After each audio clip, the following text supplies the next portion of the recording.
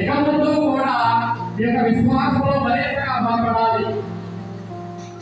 క్రీస్తు ప్రభులో ఐక్యత కలిగి మనమందరం కూడా జీవించాలి.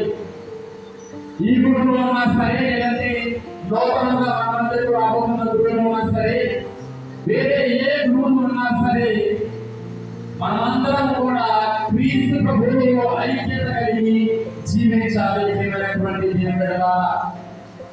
ప్రతి యాజకుడు కూడా మరి క్రీస్తు ప్రభువు అనుగ్రహించినటువంటి ఆ యొక్క అభిషేక వరం ద్వారా, తన యొక్క యాజకత్వం ద్వారా వారి యొక్క అధికారాన్ని ప్రదర్శించకుండా క్రీస్తు ప్రభు యొక్క ప్రేమను నీకు చూపిస్తూ ఉన్నారు.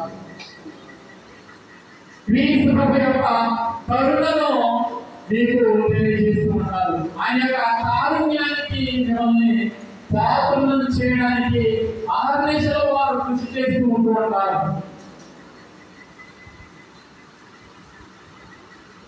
మనము శరీరంలో అనేక భాగమైనా సరే, క్రీస్తు ప్రభువులో, క్రీస్తు సంఘంలో మనమందరం కూడా ఒకటి.